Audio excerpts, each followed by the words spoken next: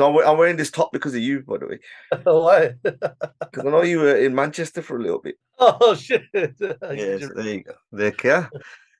Welcome to another episode of the Bhandwagon Podcast, and today is a transatlantic episode. Today my guest is somebody who I kind of called as the kind of the kingpin of North America. There isn't an artist out there that he hasn't worked with or some way, shape, or form, either produced, done an album, been some way along their musical journey. It's impossible over the last sort of definitely the last 15 years, but knowing his career, it's gone earlier than that as well. Without further ado, welcome to Deep Jandu. Thank you, my brother. I'm happy to be here with you, man. Yeah, man. I really appreciate that. And knowing the time differences. I know you're in studio. I know you got things, so we're just gonna kind of grab this. Like the mic is in the back. Are we allowed to find out who you recorded? Today I'm actually working on my album, man. Yeah. So let's get straight into that and then work around it. So I'm wearing this because I know you. I'm a United fan, and I know you're in Manchester and you lived in the UK for a while. And Surinder Rutten is a massive Man United fan as well. So I know we've taken you to us anyway. Yeah, yeah, man. Manchester, man. I got a lot of memories there, man. My struggling days when I first started, man, and I started before that, but UK was when I really got to, live on my own and living in Manchester, working at a convenience store, riding my bike there, coming back to my flat and, putting money together and trying to learn music and trying to do all that was all my struggling time was in Manchester. So when you look around your studio right now, you got the mics there, you got everything. What would a Deep Jandu now give advice to that kid who was cycling to the convenience store? It's a good question, man. For me, I think since I was a kid, my father's been a big role in my life, and my father's really been a hard worker. Even till now, he's like 65 almost, and every day he gets up and tries to keep moving and try to do things. So he's been a real inspiration in my life, and man, and watching him growing up. I used to work for my father as well. We had a woodworking factory, so getting that drive to work hard and not giving up has always been in me from the start. So he's always put that into me. So even when I was there struggling, the struggling wasn't really like, for sure it was struggle. Like I didn't have no money and all that stuff. I was just living day by day. But that drive to keep going, to work towards something has always been there, man. So Manchester was the time where I was doing all that.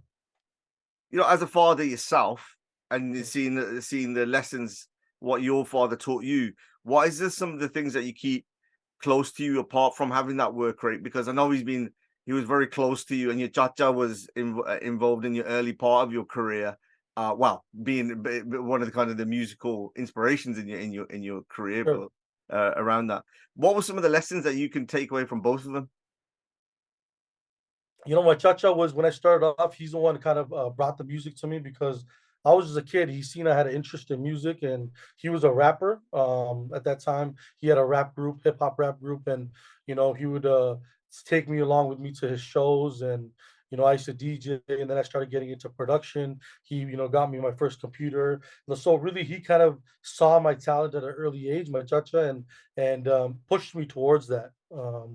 So I've been really grateful, man. Like my family's been really supportive, especially my father, my mother and my chacha, and they've always, since I was a kid, they knew that he doesn't really go to school. I'll get you know what I mean? Yeah. So I've always been pushed into music, and it's been a blessing, man. And I'm happy to say that I've made them proud. You know what I mean? Mm. Your early part of your career there was a shaunt for singing to start off with.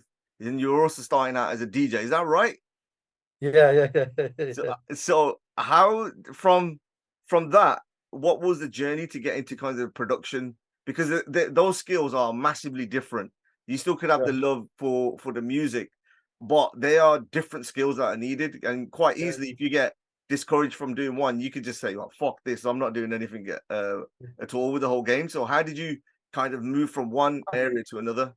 I think you just step by step, man. Like I've always had a love for music. Like I said, my family always seen that in me.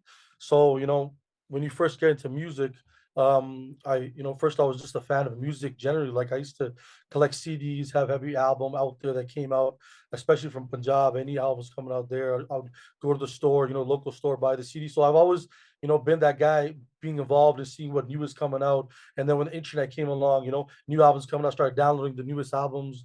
Like I've always been doing all that from the start. And then from there, you download a software on your computer, you know, that can remix songs, and you put a hip hop beat onto a Punjabi song, and you call yourself a DJ. I guess that's what I was doing when I was a kid, man. Yeah. Just messing around with hip hop instrumentals, because born and raised in Canada, I always had a hip hop like inspiration. Yeah. So I was downloading hip hop songs, putting together Dr. Dre beat on a Punjabi song, and then that led me to actually releasing a mixtape. I don't know how that happened, but I started mixing albums, just releasing a Punjabi remix album, and then I became a DJ, quote unquote DJ. And I didn't really actually go out and do weddings or nothing, Yeah. but I was like an online. That's where the money is, man. But I was a kid, man. I was just messing around in my bedroom. Yeah. So then I dropped two mixtapes, two albums that were remixed to Punjabi songs. And then from there, as you're remixing, you start to get to know softwares. I started, adding a kick and then a snare and then a hi-hat and then adding a sound effect. And then, now I'm making a beat. So that happened, man. And then from making a beat, adding a goes there, tumbi in it, and then I showing it to my friends. They're like, yo, this beat kind of sounds good. Well, only if it was missing a Punjabi vocalist, it might sound dope. And then I go in the booth, I start singing on the beat, and then I show my friends. They're like, yo, this actually sounds good, man. Maybe you can start singing. Yeah. See, because like, yeah, because I know you're a singer, and I'll get to that. Don't worry about that. Yeah, but where, like, I've had this conversation with Jazzy B, Haya, especially where they were talking about. Well, I was putting the scenario to him where I think you're in the kind of transition phase where back, let's say 15, 20 years ago, a lot of the producers did quite a lot of ment and were skilled in percussion or knew classical rag or the way that they got taught in the traditional way. Yeah. And then the era of the bedroom kind of DJ where now producers are almost kind of computer scientists, really, in terms of kind of programmers of putting things together. Which camp do you see yourself in? I think I've been blessed, man, because like I said, continuing on to that story, like, when my friend said that, your voice kind of sounds good, you just need to practice. So then I actually, got an Ustad, you know what I mean? Ustad Mahesh Malwani, I was learning from him for like 2-3 years. And then my Ustad, Jagdish Singh Virdi, my Fufurji, which is my touch, in my family, he was a Dilruba master. So learning rags and playing harmonium, I really went deep into that for 2-3 years. So I think that learning that skill and learning about rags and composition and melodies and all folk I already loved music anyways, so I knew the melodies anyway. So putting all that together, and then with my hip hop beats that I'm putting together, kind of it helped me grow into, I guess, a music producer. Because as a singer, my name wasn't that big, but then in 2014-15, when I started making music properly full time, and that's when I got recognized as a music producer, so and so. Was there a moment that when you look back on your career so far, I mean, it's so eventful. I mean, for anybody, actually, I'm going to ask this question right now, actually. Do you feel that you get the correct respect in the industry or from people within it and more importantly, outside of it? Because I'm looking at you, and the reason where that comes from is I looked at your discography, I looked at everything, and you forget. There's more songs that are forgotten that were hit than it's just crazy. The only other person is a bit like Hair's exactly the same. Yeah. Or DJ Dips, or when he's been doing his album, like his songs that he's done. Do you think is that a fair question to ask? I have done a lot, man. I've done a lot of things, man. But I think I always come back to, I was just talking this with my family the other day over the same kind of question arise. But I come back to why did I start music? I started music because I love music. I didn't know that I was, becoming a music producer. I didn't know I was going to become a singer, or I was even going into this. I was just doing it for the love of music and learning as I go, and trying to master whatever I'm doing. But I think it has to come down to just having the love for music. Even now, man, even like I think it's been like 16, 17 years of making music, I still try to keep that in my head that you're not yeah, you got that stardom, yeah, you got that fame, yeah, you got the hit songs, but you started this to keep making music, and that's what I'm gonna keep doing is just keep making music. If songs do well or not, I'm just gonna keep making music. Singer, DJ, producer, and then ultimately forming one of the biggest record, being part of one of the biggest record label with a Royal Music Gang. How did that come apart now? If you're looking back, if you're trying to explain to someone, how do you get to that situation in such a short space of time? You almost complete the game in that section in terms of industry wise. Mhm. I think like when I came to England, it was a real turning point for me in 2012, 13. To be fair, man, because in Canada, we didn't have any structure for when an artist released music or wanted to get his music out. It was either coming from England or either coming from India. And the radio stations that we did here have at that time, they weren't really keen on supporting young artists. They would just play whatever's hit. So when I came to the UK, that really changed my perspective of things, of how you guys had a system over there. You guys had interviews, you guys had an award show, you guys had Mm. there's a PR team when you guys release a song. There's these kind of things that when it really opened my eyes, man. Because when I was there, I was releasing music. Vips VIP Records released my first album over there. Well, second album technically, but how they sent me to do interviews, how to do it really opened up my things. So then when I came back, I just try to implement those same kind of things So was that here the Into Deep, that album? into the album. Yeah. So Into the 2013, yeah, Yeah, that was 2013 my second debut, second album. My first debut album was was Nuts, but nuts. second album. And when I came back, I try to use that same energy and do it here. But now I was a music producer because when I left England, I was actually there as a singer. I was When I was there, that time I was there for a year and a half, 2 years. I was just trying to be a singer, but in the I didn't know anybody. I didn't have no friends there. So at home, at laptop, I was just making beats and trying to master my craft of how to produce a song because I was just sitting at home, going to work and coming home. And then when I came back, that's when I full time started becoming a producer. I started, recording artists, bringing them to the studio, and then they didn't have a place to release. So why not open up a record label? So we opened up a record label, Royal Music Gang. Um, Royal Music Gang, man, it's kind of funny because you asked about it because it just kind of happened, man. Everything just kind of happened in my life. It wasn't really planned.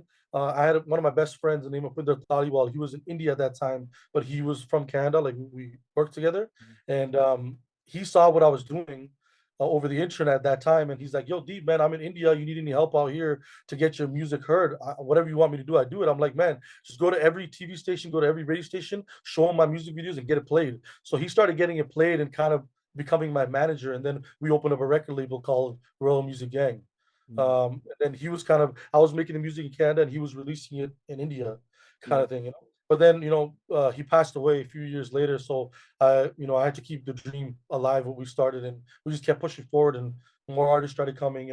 More songs started coming over the year, and it built itself. Man. That experience of when you, especially in the UK, when you talked about that you learned a lot by yourself and you were on your own, was there a formula then? Because it ain't luck, the amount of people who you've introduced into the game or you've worked with first, let's say, what's your formula in order to picking up new talent and developing them? Is that your thing that you do? I think that's what I do, man.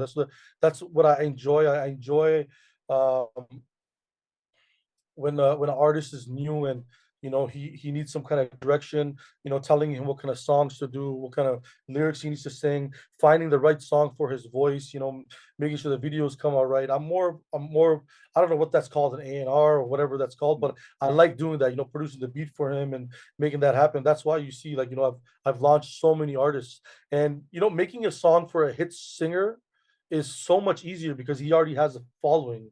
You just need to give him a good song. But trying to get a new artist to have a hit song is the most difficult thing. You know what I mean? Because representing a guy and dropping nonstop music with a new artist and then him establishing himself, I think that's what I enjoy, because it goes back to my struggle. Because when I started off, me as a singer going to music producers saying, "Hey, bro, can you produce a song for me? Can you do this for me?" I know that feeling, that struggle of how it is when you're sitting in a studio and asking a producer to make a song. And so I kind of use my same experiences to new artists, and I enjoy that. I try to give them that, relaxed environment to be able to show me their talent, and for me to take it out of them and take it to a bigger level. I feel the Canadian scene is kind of, and individuals within there, like yourself, has matured alongside the whole game, especially within Canada and the music industry yourself. If you look at some of the top 10 artists in the world, you've had a play with at least 60-70% of them as well. I mean, you're one of the fortunate ones who've managed to work both with Sidhu and Karan. When you look back on your experience within there, do you how do you think the scene's evolved and the lessons in there? Is there anything that you take away from it? Because you were one of the early ones to work with Sidhu when he was coming up. How do you kind of look back on it now, considering everything that's happened? All I can say is I'm blessed, man. That's all I can say. Like, these people came in my life, and I was able to do these kind of things for them. Um, it's just a blessing, man. That's all I can say.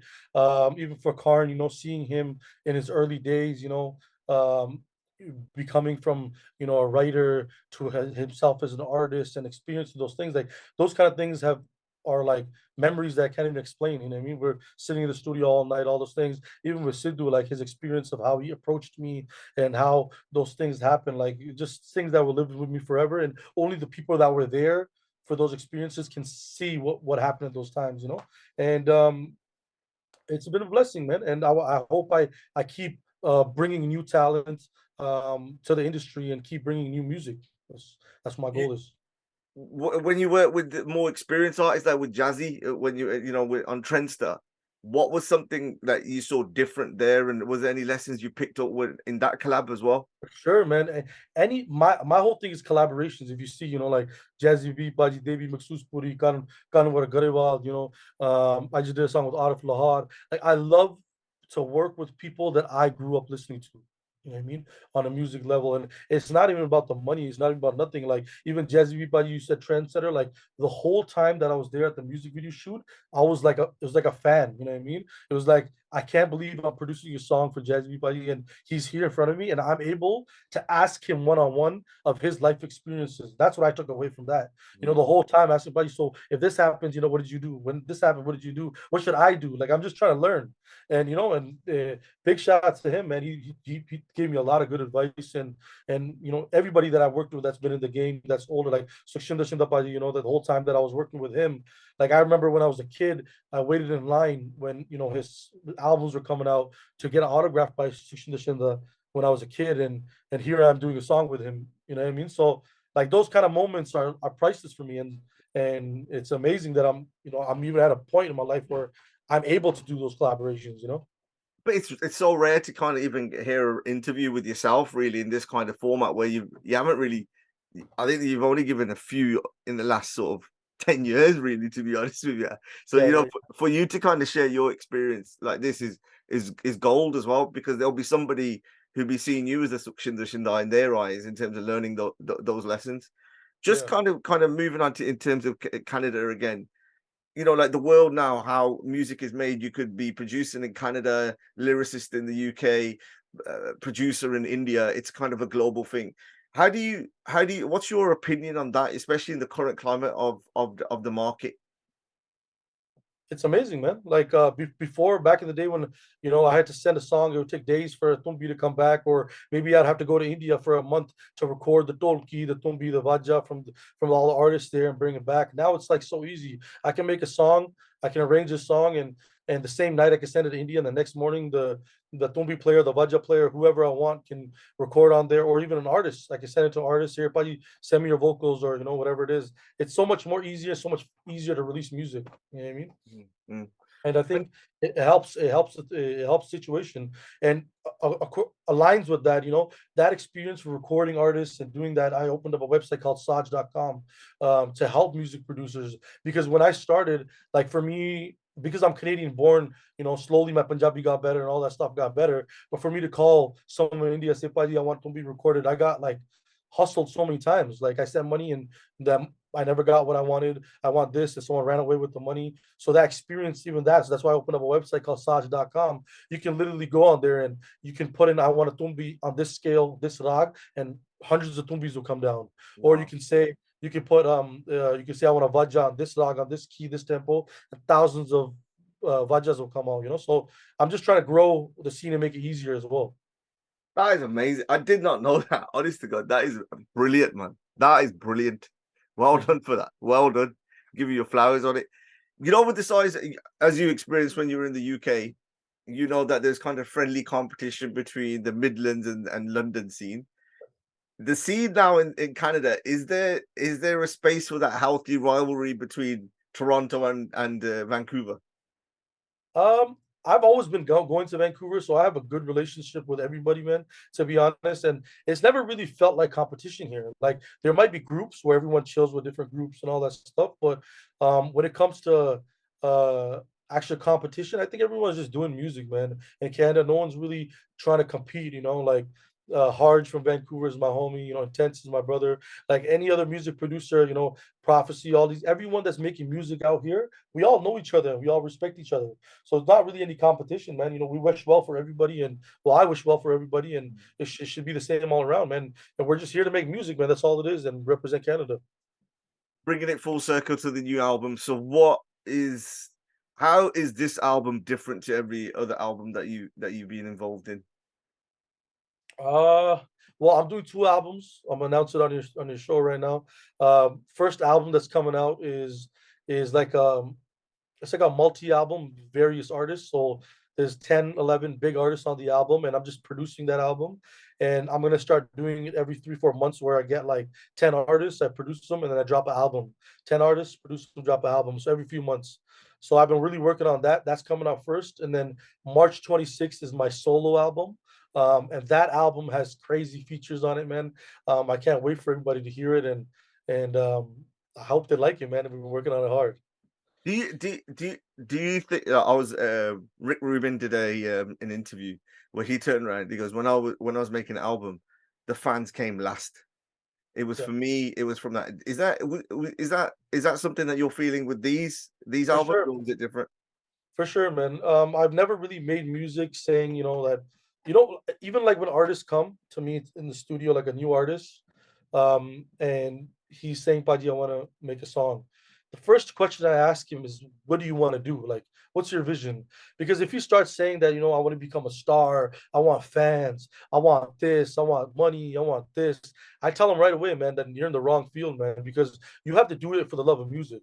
Because if you're already trying to say that you want those things, Hmm. then you're in it for the wrong reasons. You might get it, but music is for music, man. You gotta love music, you gotta enjoy music, and then if those things happen and you become something where you have fans and all that stuff, then that's amazing. You know what I mean? Then do that. But for me, it's always about the love of music and what I like first, and then after that, it comes to if people like it or not. For the creativity, especially for the album, when you're doing that sort of volume and it coming out, is there is there do you feel that you're in a purple patch where in terms of like you're at your peak in terms of creativity, or is there something like is there a formula in terms of how you make the music as well?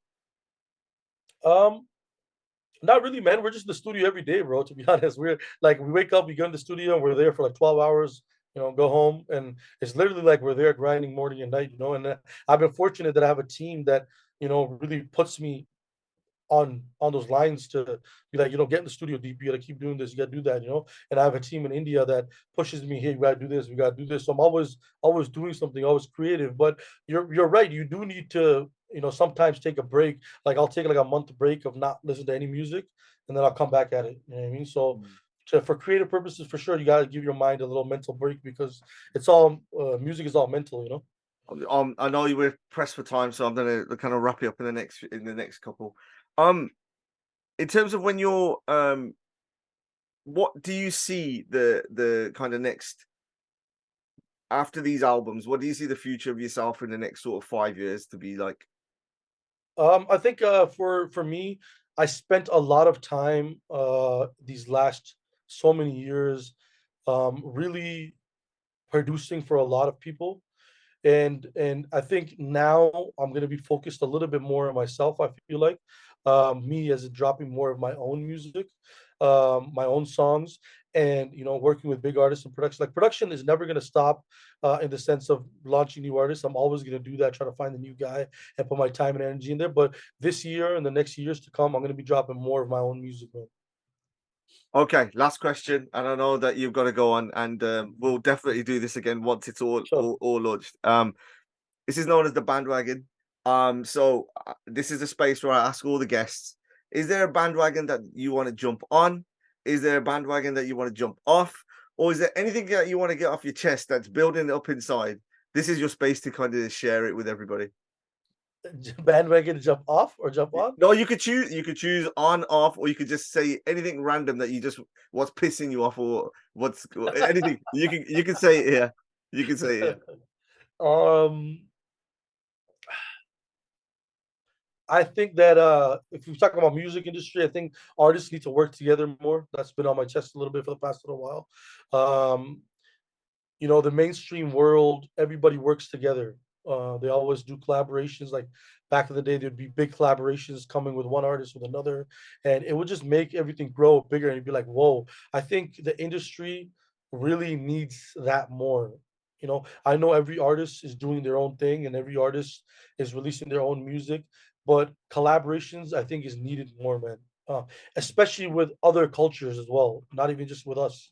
I think we're at that point now where our our music is being heard even more globally because of the internet, and more people and more cultures are appreciating our music. And I think that everybody should work together and be more collective with everything, man. So that's what's on my chest. Deep, thank you very much. I know we've been pressed for time. I really appreciate you actually sharing some of that and sharing some of the exclusives. Rest assured, once everything's out in place, we'll definitely pin you down, especially if you come to the UK. We'll do it in person, and we'll have go into a lot more depth in terms of what's coming out there. But I really wish you all the best and all the success. Thank you, man. I appreciate you, man. Thank you so much, my brother. Respect, bro. Take it easy.